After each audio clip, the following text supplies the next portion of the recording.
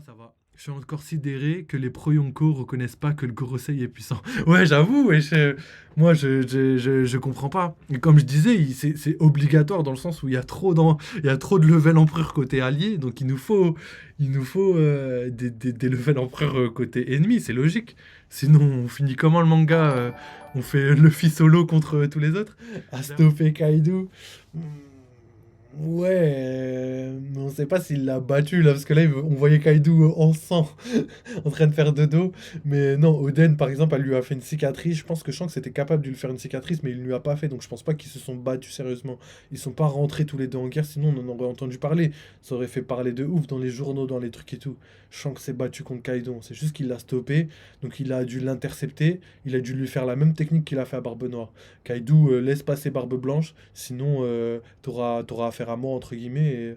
Et moi, en gros, tu vois, c'est ce qu'il a dit à Barbe Nord. Il lui a dit, vas-y, bah viens. Si t'es déterminé à te battre, bah vas-y, viens. Moi, je suis là, tu vois.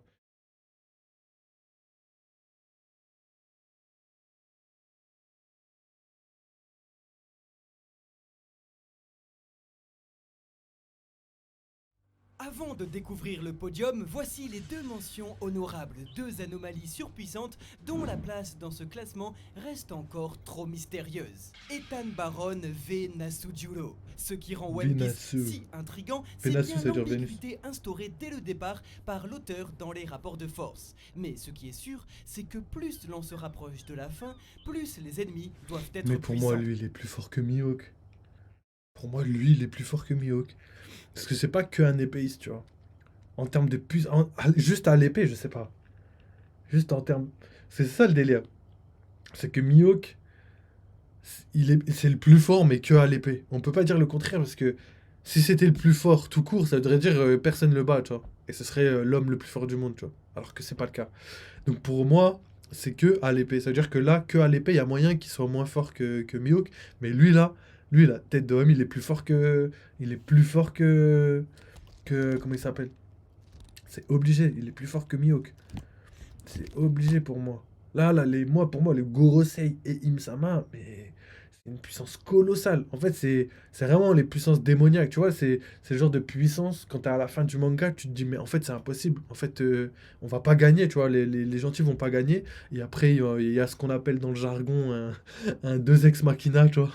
Euh, c'est genre un truc dans les scènes de théâtre, etc., pour dire que c'est un événement inattendu qui vient changer la donne au niveau du manga.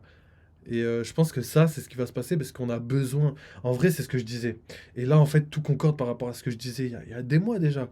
Je disais comme quoi, depuis que Luffy a battu Kaido, tout le monde sur les réseaux, tout le monde de partout disait, ouais, mais en fait, c'est bon, Luffy, il va être craint, ça va être lui, il va rouler sur la mer et tout, plus personne ne lui arrive à la cheville, etc., etc., etc. Même on disait Barbe Noire, il est pas assez fort, on disait même Imsama, c'est personne, on sait même pas si Esba, machin chose, machin chose. Mais moi, je confirmais une seule chose, c'est que pour que tout ça, pour que tout ça ait de la cohérence, pour que tout le manga, toute la fin de manga ait de la cohérence, on peut pas faire rouler Luffy sur le monde. Le but d'un shonen, c'est de se dépasser, tu vois, de continuer à avancer, de s'entraîner, c'est pour apporter ce type de valeur. Si le but d'un shonen, c'était d'atteindre un niveau suprême et d'éclater tout le monde à la One Punch Man, les gens, ils auraient pas kiffé ce changement. Même Oda, frère, Oda jamais il est comme ça. Il a tellement été pointu en termes de power scaling. Il est vraiment trop fort sur ça. Franchement, pour moi, il n'y a aucun manga où tu as un power scaling aussi pointu et travaillé depuis le début du manga. En vrai, déjà, tous les levels et tout qu'on découvre aujourd'hui, déjà, depuis Marineford, on aurait pu classer certaines personnes parce que tout était trop bien fait, tu vois, tout était minutieusement fait. Du coup, là, on sait que depuis Egghead, depuis l'arrivée de Saturne, on a compris que les Gorosei, ils se battaient. Déjà, on savait qu'ils se battaient depuis la rêverie. Et après la rêverie, enfin la rêverie avec Sabo, pas la toute première. Et après, on a compris leur puissance colossale. Pourquoi on a compris leur puissance colossale? Parce qu'en fait, Oda, par rapport à la construction des Gorosei, mais maintenant, en fait, c'est. Aujourd'hui, quand je dis ça, j'ai l'impression que j'essaie de défendre ce fait-là, alors que personne n'est contre. Personne n'est pas d'accord avec ça. C'est juste avant. Avant qu'on ait la construction de Saturne, personne ne voulait croire au fait que le Gorosei était level empereur ou même beaucoup plus, tu vois. Les gens, ils voulaient pas y croire parce qu'ils disaient, ouais, mais on les a jamais vus se battre, ouais, ceci, cela. Mais en fait, la construction qu'Oda a faite tout au long du manga, par rapport à la rêverie, par rapport au fait qu'ils puissent se transformer, etc. Tu vois, même quand on les voyait en nombre, il y a énormément de personnes qui croyaient pas en ça, tu vois. Et en fait, c'est que quand ils ont vu apparaître Saturne avec ses pouvoirs colossaux, tu le vois avec ses yeux, il fait des trucs, il a sûrement un éveil, il peut se transformer, il peut se téléporter, il peut se faire invoquer. Tu vois, il y a plein de trucs comme ça qui fait que aujourd'hui, on est quasiment sûr que Saturne a minimum level empereur.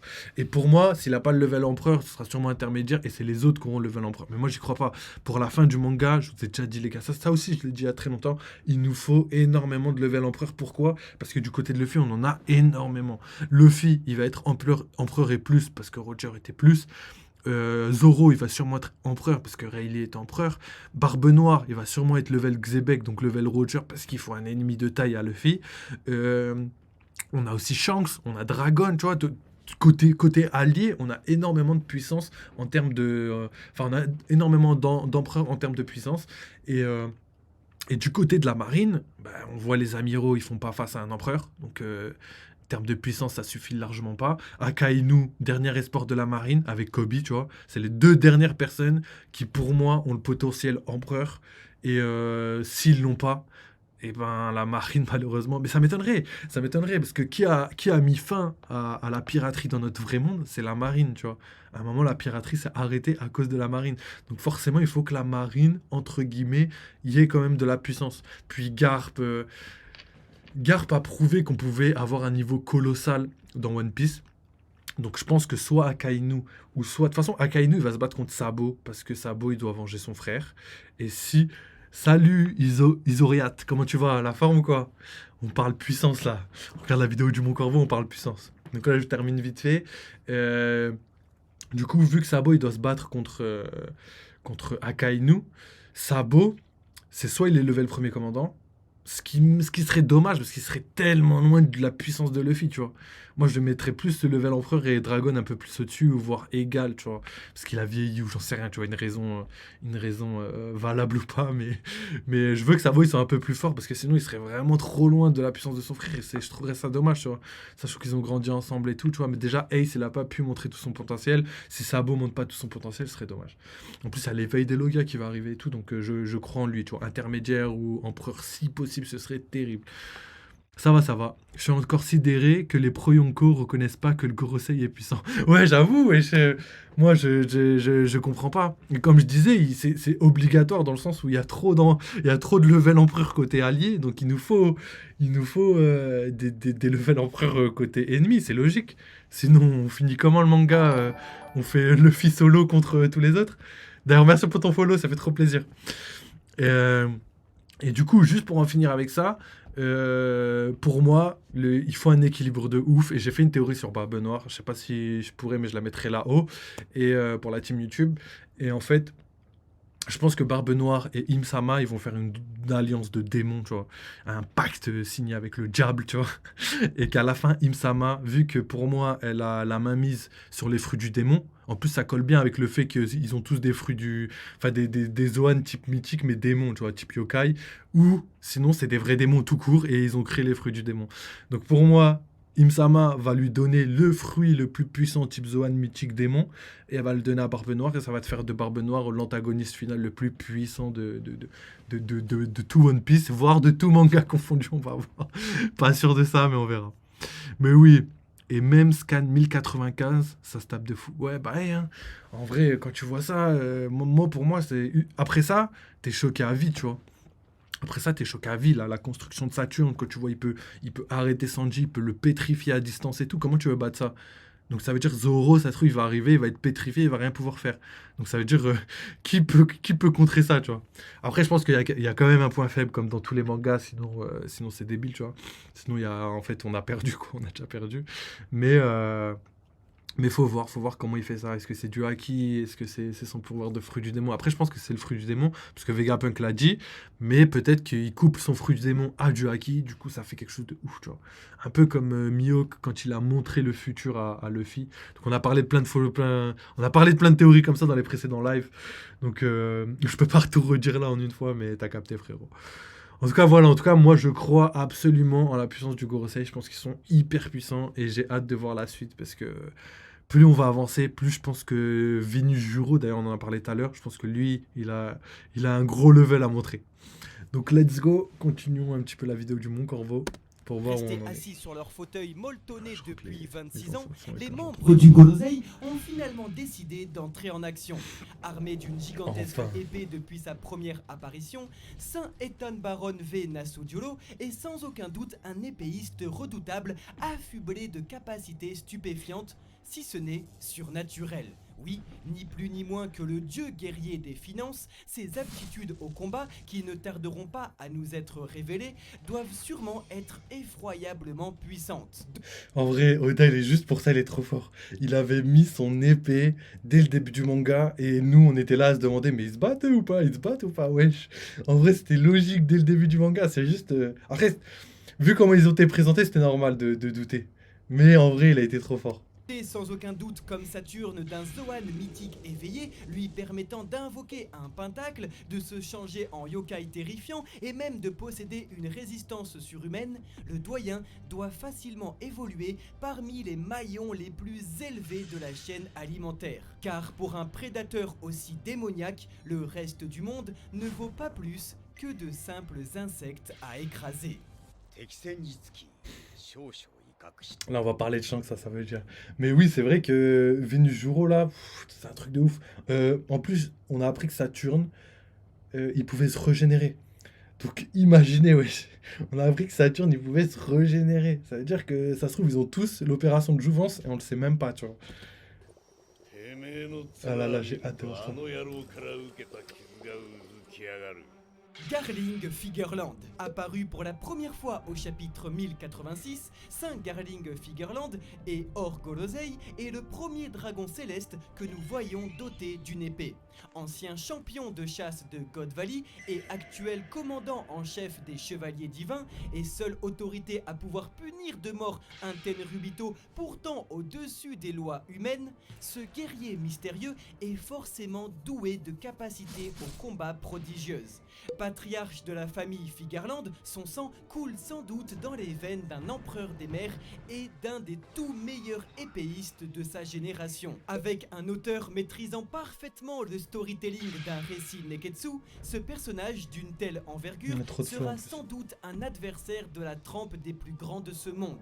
Comme nous l'aura prouvé Edward de Newgate et le numéro 3 de ce classement, le temps qui passe n'émousse pas systématiquement les volontés comme les épées. Alors soyez-en sûrs, les lames les plus affûtées de One Piece n'ont pas toutes encore été dégainées. Rayleigh. Après, j'espère qu'il parle de Rayleigh Prime. En plus, c'est à barbe Silver blanche, ça, je Riley, comprends plus. légende vivante du monde de la piraterie, celui qui nous est d'abord présenté comme un modeste artisan revêteur est en réalité un pirate à la puissance démesurée. Oui, le seigneur des ténèbres et ancien second de l'équipage du roi des pirates reste encore aujourd'hui l'un des hommes les plus forts du monde encore en vie.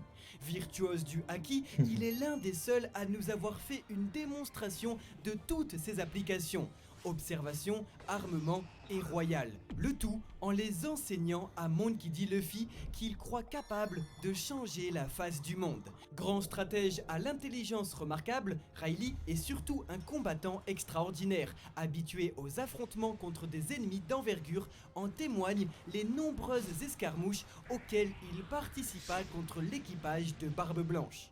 Escrimeur expérimenté, dépeint comme 100 fois plus fort que les 11 supernovas réunis avant l'ellipse, l'ex-bras droit de Goldie Roger possède une vitesse et une force surhumaines lui ayant permis de tenir tête à l'amiral Kizaru en combat singulier.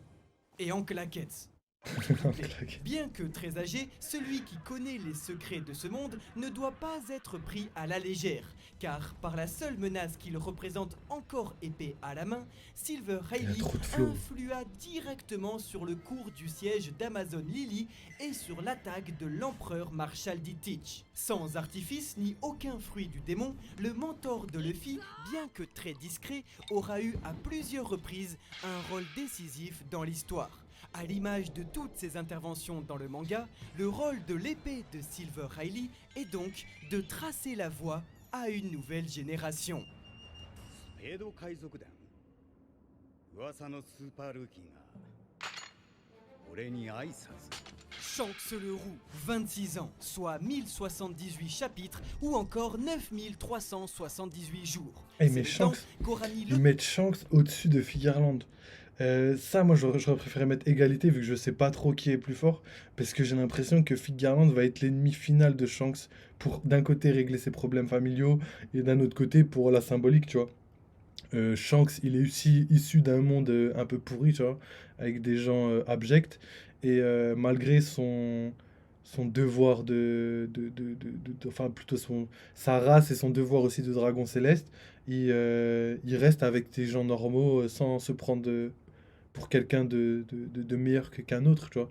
Donc le parallèle est parfait, tu vois. On a Shanks, mec qui traîne qu'avec des gens pas forts parce qu'il les aime bien, parce qu'il veut les protéger, etc., etc. Et de l'autre côté, on a Garling Figarland qui veut pas se mélanger, qui reste qu'avec des gens puissants parce que pour lui, il y a rien de mieux que de la puissance et pour lui, c'est lui le plus puissant. Donc je vois bien un parallèle entre les deux où les deux, je les vois se battre, tu vois. C'est pour ça que Shanks, je le vois bien se battre avec Garling. Zoro, je le vois bien se battre avec Shiryu et tout. Mais wesh, il y a trop de persos. La fin du manga, ça va être légendaire. Il y a trop de persos. Zoro, normalement, il doit se battre contre Venujuro et en même temps contre Shiryu. Ça va être tendu. Et Luffy, il doit se battre avec Barbe Noire et Imsama. Ça va être tendu, pour hein. Je sais pas si ça va dévoiler être les possible, hein. facultés prodigieuses au combat du plus puissant pirate en vie. En utilisant Kamusali, sa seule attaque nommée de toute l'histoire, la même d'ailleurs que celle de son capitaine Roger, Shanks le Roux a littéralement one-shot le capitaine Kidd. Je répète, Shanks le Roux, en claquette et en Bermuda, n'a eu besoin que d'un seul coup d'épée pour terrasser un homme dont la prime s'élevait à 3 milliards de berries. Ouais, mais Aucun bon. superlatif ne suffirait pour décrire ce capitaine pirate. On sait qu'il est hyper puissant, qu'il est colossal, mais par contre, Kid, je veux dire, Luffy s'est bien fait one-shot par Kaido, donc c'est pas quelque chose qui va me choquer plus qu'autre chose, tu vois. Les empereurs peuvent faire ça, tu vois. S'ils attaquent trop vite, que t'es pas sur tes gardes ou que tu regardais ailleurs, t'as tourné le dos à un empereur, bam, one-shot. C'est comme ça que ça marche.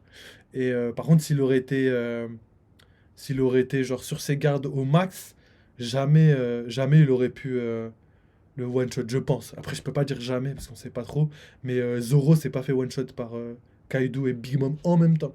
Donc ça veut dire que si t'es sur ses gardes et que tu travailles bien et que t'es chaud, et pourtant il a frôlé la mort pour Bad King.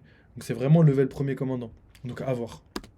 À la fois maître étalon du flot et mystère vivant du manga. Héritier de la force naturelle des chevaliers divins, de par son appartenance à la famille Figarland, Akagami no Shanks n'a eu besoin d'aucun privilège, mais bien de ses seuls talents exceptionnels au combat pour maintenir sa place au sommet de la piraterie. Utilisateur du haki le plus puissant de tout le manga pour l'instant, le Roux semble quasiment invulnérable et pratiquement omniscient.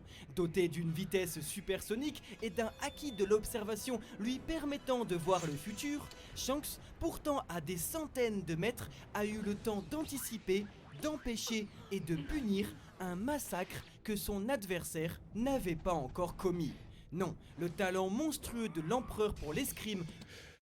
Je pense que ouais, en tout cas dans les faits, c'est ce qu'il a fait. Par contre, voir dans le futur pour empêcher un massacre, je suis pas sûr, hein. J'ai regardé les scans pour être sûr.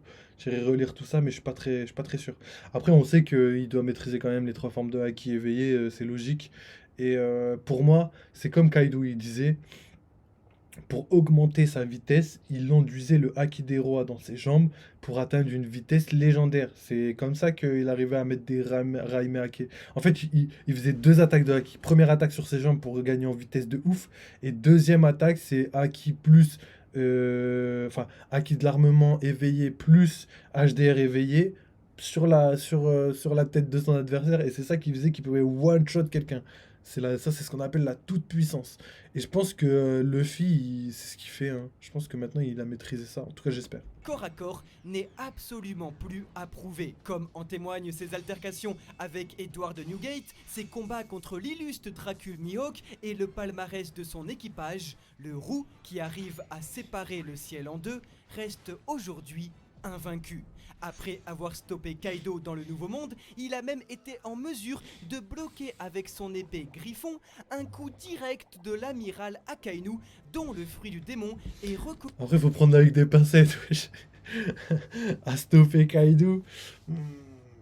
Ouais, on sait pas s'il l'a battu là, parce que là, on voyait Kaido en sang, en train de faire dodo. Mais non, Oden, par exemple, elle lui a fait une cicatrice. Je pense que Shanks était capable de lui faire une cicatrice, mais il ne lui a pas fait. Donc je pense pas qu'ils se sont battus sérieusement. Ils sont pas rentrés tous les deux en guerre, sinon on en aurait entendu parler. Ça aurait fait parler de ouf dans les journaux, dans les trucs et tout. Shanks s'est battu contre Kaido. C'est juste qu'il l'a stoppé, donc il a dû l'intercepter. Il a dû lui faire la même technique qu'il a fait à Barbe Noire. Kaido laisse passer Barbe Blanche, sinon t'auras affaire à moi, entre guillemets. Et moi, en gros, tu vois, c'est ce qu'il a dit à Barbe Noire. Il lui a dit vas-y, bah viens. Si t'es déterminé à te battre, bah vas-y, viens. Moi, je suis là, tu vois. Et comment il s'appelle, Kaido, il a dit oh non, non, non, laisse tomber. Laisse tomber. Je voulais attaquer Barbe Blanche, bon, je laisse tomber, j'ai d'autres choses à faire, tu vois. Et pareil pour Barbe Noire, il a dit pareil. Il a dit ouais.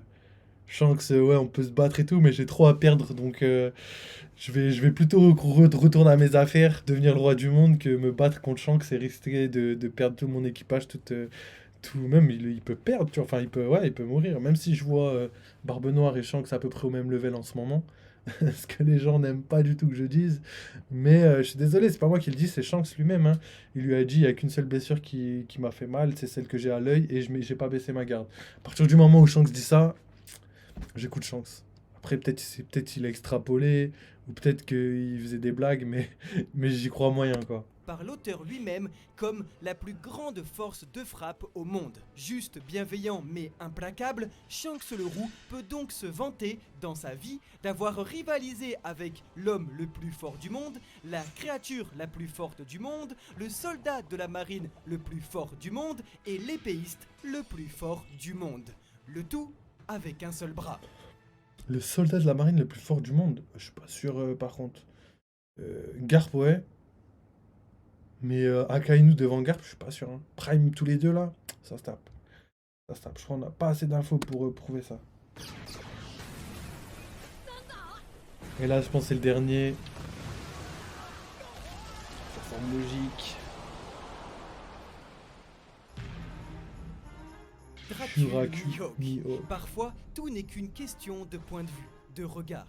Toujours haut perché dans le ciel, le faucon possède sans aucun doute le regard le plus perçant de l'histoire. Snobant le numéro 9 à Marineford, dénigrant le numéro 2 après la perte de son bras, ou encore s'amusant avec le numéro 5, pour Œil de Faucon, figure de l'inaccessibilité par excellence, ce classement n'est qu'un terrain de chasse dont il choisit les proies. Escrimeur repère pour estimer la puissance de tous les autres manieurs de sabre, ses adversaires ne peuvent que mesurer la distance qu'il leur reste à parcourir pour l'égaler, tandis que lui ne fait que contempler le fossé qui les sépare.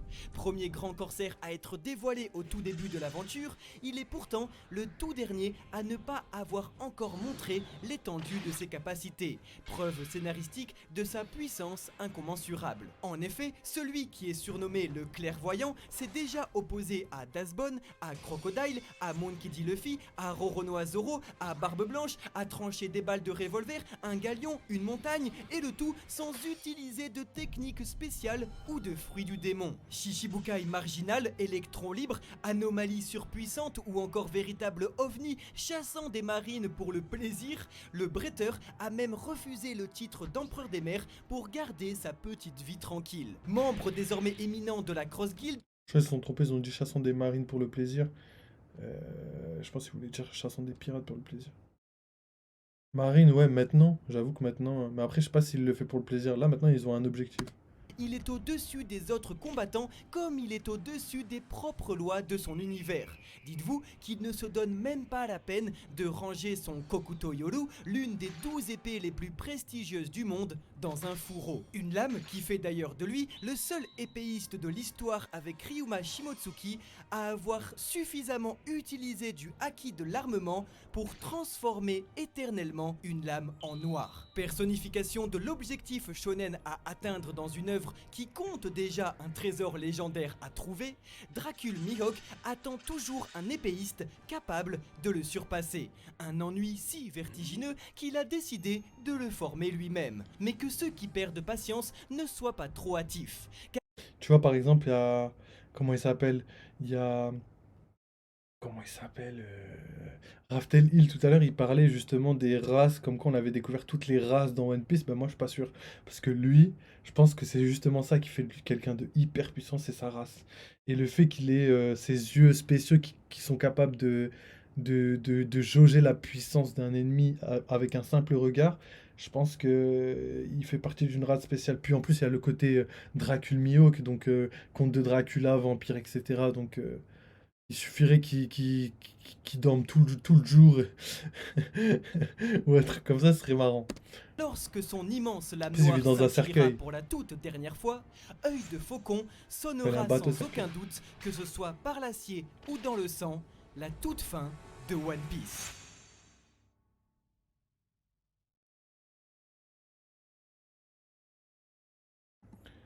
Ok, donc voilà, c'est fini pour la vidéo du Mon Corvo. Merci d'avoir suivi, les gars. On va faire un petit recap avant que je termine ce live. Du coup, franchement, la vidéo était cool. Ils ont apporté plein d'éléments et tout. Après, l'ordre des puissances, je pense que il y a certains personnages, malheureusement, il va falloir attendre des révélations pour être sûr de leur level parce que je doute un petit peu. Après, ça va dans l'ensemble, ça va.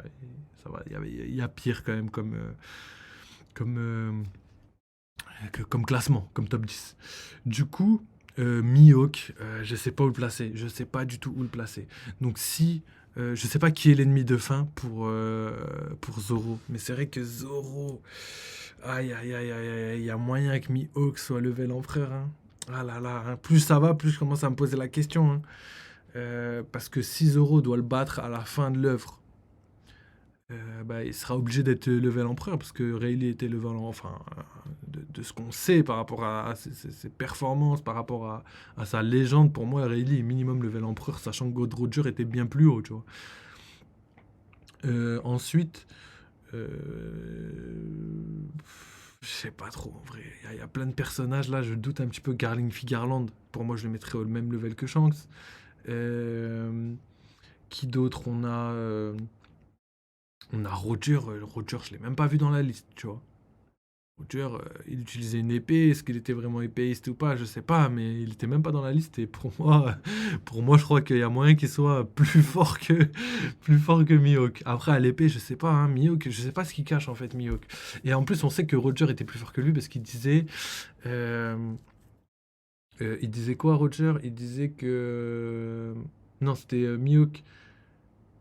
Non, Roger, il y avait personne de plus puissant. Et Mihawk, c'est l'épéiste le plus puissant du monde.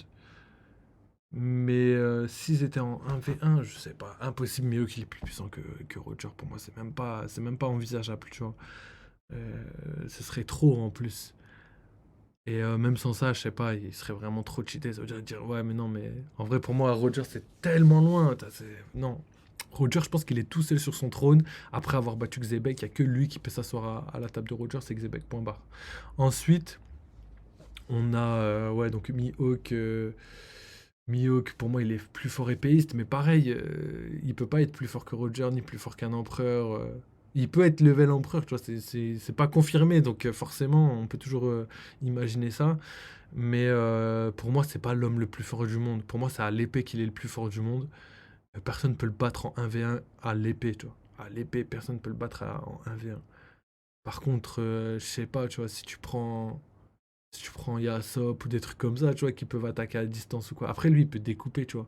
Mais si le haki est supérieur, je sais pas, tu vois. En fait, c'est ça le problème, c'est de savoir à quel level il peut utiliser son haki, tu vois. Donc on a besoin de savoir à quelle puissance personnelle il est, tu vois. Ensuite, pour moi, le fait que Shanks a réussi à devenir empereur après qu'il ait perdu son bras et qu'en fait il se battait à armes égales contre Mihawk quand il était plus jeune, déjà pour moi ça montre à quel point Shanks quand même est un petit peu au-dessus quand même dans tous les cas que, euh, que Mihawk, mais en combat normal, pas à l'épée. Après, il y a tellement de possibilités, tu vois. Là en vrai, tant qu'on n'aura pas de confirmation, là, je serai toujours dans le doute, tu vois. Je peux le mettre level empereur comme je pourrais le mettre level amiral, tu vois. Level Shishibukai. Non, je rigole, mais il faut qu'il soit quand même puissant. En fait, c'est ça le problème. C'est en termes de puissance réelle, ce qu'il nous a montré, pour moi, il n'est pas level empereur. Mais en termes de trame scénaristique et cohérence par rapport au manga, j'ai l'impression qu'il faut qu'il soit empereur, tu vois. Et en fait, les deux, ils sont en contradiction, et je sais pas c'est laquelle qui va avoir raison. Donc, vu qu'on l'a pas vu se battre à fond, là, je pense plus côté level empereur, même si je doute fort, tu vois. Mais il y a des chances que Mihawk soit moins fort et qu'il soit juste très très bon à l'épée et que ça fait de lui l'homme le plus fort du monde, mais que à l'épée, quoi. Si tu l'affrontes à l'épée et que tu t'en tiens à l'épée, tu peux pas le battre, tu vois. Et pour moi, c'est possible. Kaido, tu lui mets une épée, tu le fais se battre contre Mihawk, il va perdre parce qu'il n'est pas, il est pas suffisamment puissant à l'épée. Pareil pour Big Mom, pareil pour, je sais pas, pareil pour Shanks parce que c'est avéré aussi, tu vois. Juste à l'épée, ouais. Par contre, si Shanks commence à se vénérer, il utilise tous ses haki des rois, ses propulsions laser, tout ça là, je sais pas. Après, pour moi, un combat à l'épée, c'est un combat avec l'honneur. Donc, ça veut dire qu'on met que des coups sérieux, pas de trucs dans le dos, tu vois, pas d'attaque bête, tu vois ce que je veux dire? Pas de coups de traître et tout, tu vois. Donc, c'est peut-être aussi ça, le fait d'être digne dans un combat, tu vois. Barbe Noire, lui, jamais il pourra gagner, parce que lui, gros traître, tu vois. Donc vas-y, 1h21, j'avais pas vu qu'on avait mis autant de temps pour finir la vidéo. Donc hyper bonne vidéo, les gars. N'hésitez pas à aller suivre les rediffs sur la chaîne. Il y a plein de trucs, là, je vais essayer de vous les montrer. On va voir ça ensemble. Et puis, live tous les jours, vous connaissez. 3 vidéos par jour One Piece et 2 vidéos tous les 2 jours de jeux vidéo. Donc n'hésitez pas à les checker. En tout cas, merci pour les gens qui m'ont suivi jusque-là. Prenez soin de vous. On se capte très très vite. Et vive One Piece, vive les jeux de vidéo. Et à très bientôt. Allez, ciao les mecs.